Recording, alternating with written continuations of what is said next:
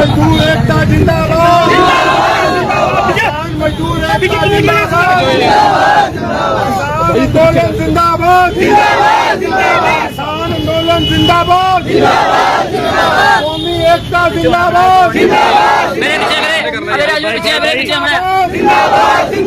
फिरका प्रस्ती मुर्दाबाद, किसान मजदूर एकता जिंदाबाद, आंदोलन जिंदाबाद, जय जवान, जय जवान, जय जवान, गुंडागर्दी मुर्दाबाद, किसान आंदोलन जिंदाबाद, किसान मजदूर एकता जिंदाबाद,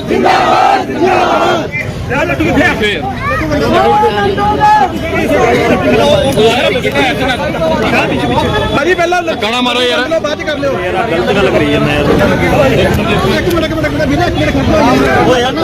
धक्का ना मारो यार,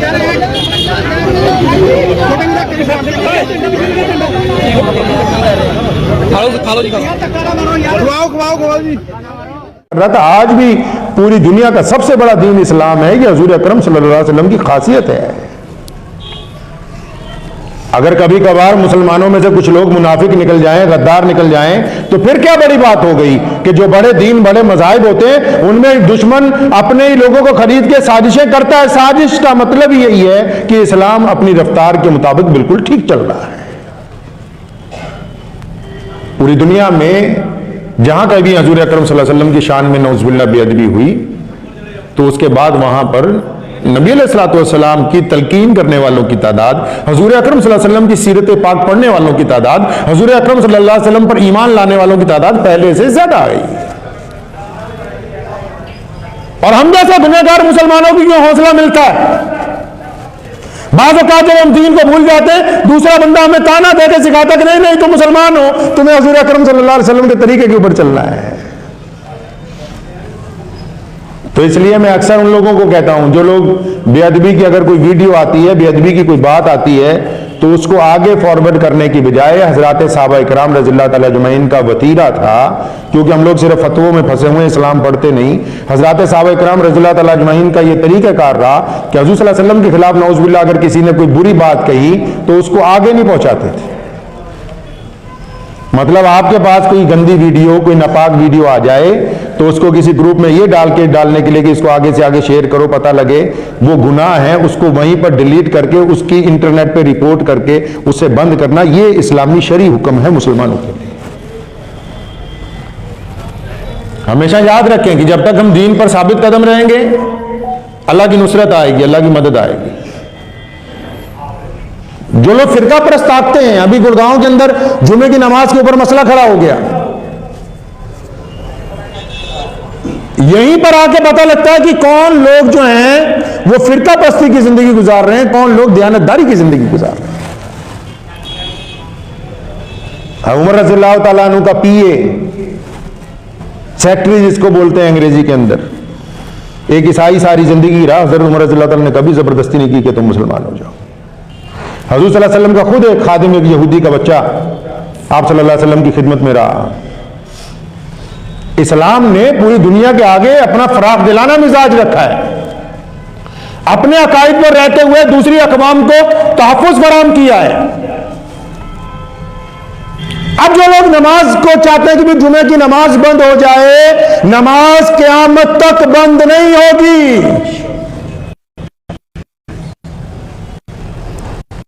क़यामत तक बंद नहीं होगी। अहले ईमान ने ये झूठ बांटा जा रहा है जिसके हलाल के साथ अल्लाह की इबादत को अपने ऊपर समझते हैं। नमाज को बंद करने के लिए तो अबू जहल आगे बढ़ा था, नमाज बंद हो गई। आज बैतुल्लाह में 24 घंटे नमाज होती है। अबू जहल नाम की उसकी नस्ल की कोई चीज वहां बाकी नहीं है।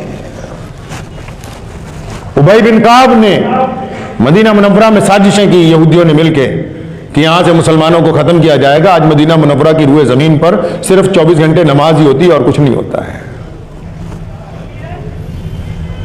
इस मुल्क में तो जो हम नमाज पढ़ते हैं ये तो हमारे लिए और इस मुल्क के लिए और इस मुल्क की जंग आजादी के लिए वो लम्हात है जो इस बात को दोहराते हैं कि हमने बड़ी दयानतदारी के साथ अपनी इस जमीन की हिफाजत की है, कुर्बानियां दी है।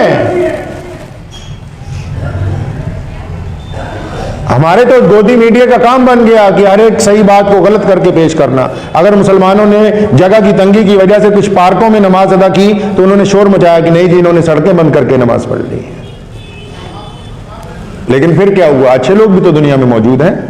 तो कल वहां के गुरुद्वारे जो हैं उन्होंने अपने दरवाजे खोल दिए कि जुमे की नमाज आप हमारे गुरुद्वारा साहब के अंदर आके पढ़ लें। तो नमाज रोकने वालों को क्या सबक मिला कि इबादत जो है उसको रोका नहीं जा सकता है। इबादत को रोकने की वो लोग बात करते हैं जो खुद इबादत गुजार नहीं है। हमें भी साथ में तलकीन मिल रही है कि अगर अब भी हम 5 वक्त के नमाजी नहीं बनेंगे फिर मसाजिद बाकी कैसे रहेंगे। इस्लाम के एक एक गोशे की हिफाजत करना मुसलमानों की जिम्मेदारी है और इस दीन को दूसरों के सामने प्रोजेक्ट करना इसलिए ताकि उन तक ये पैगाम पहुंचे कि अल्लाह के नबी सल्लल्लाहु अलैहि वसल्लम इंसानों की भलाई चाहते हैं, रसूलुल्लाह सल्लल्लाहु अलैहि वसल्लम इंसानों में बराबरी चाहते हैं, रसूलुल्लाह सल्लल्लाहु अलैहि वसल्लम मजलूम की मदद करना चाहते हैं, रसूलुल्लाह सल्लल्लाहु अलैहि वसल्लम भूखे को खाना खिलाना चाहते हैं, रसूलुल्लाह सल्लल्लाहु अलैहि वसल्लम बेटी के सर पर दुपट्टा रखना चाहते हैं, रसूलुल्लाह सल्लल्लाहु अलैहि वसल्लम दयानतदारी ईमानदारी इंसानों के अंदर पाना चाहते हैं। इसको प्रोजेक्ट करना मुसलमानों की जिम्मेदारी है। इसको कौन पेश करेगा? इसकी जिम्मेदारी मुसलमानों की। इसलिए इस फिक्र को छोड़ें कि नौजुबिल्लाह कोई हजूर अकरम सल्लल्लाहु अलैहि वसल्लम की बेअदबी कर सकता है। क़यामत आ सकती है, नबी अकरम सल्लल्लाहु अलैहि वसल्लम की शान के बराबर कायनात का कोई फर्द पहुंच नहीं सकता है, कोई फर्द नहीं पहुंच सकता है। हमें अपने वतीरे को तब्दील करना होगा, प्यारे नबी हज़रत मोहम्मद रसूलुल्लाह सल्लल्लाहु अलैहि वसल्लम के तरीके पर चलना होगा।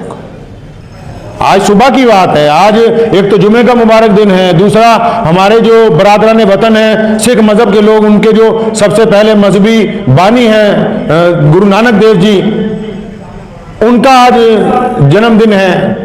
तीसरा आज खुशी की बात यह हुई कि आज सुबह ही हमारे काबिल एहतराम प्रधानमंत्री जनाब नरेंद्र भाई मोदी जी ने ऐलान किया कि जो कानून बनाए गए, तीनों कानून जो कृषि कानून बनाए गए थे ज़राअत के मुतालिक, खेती के मुतालिक कानून जो है वो उनको हुकूमत वापस ले गई।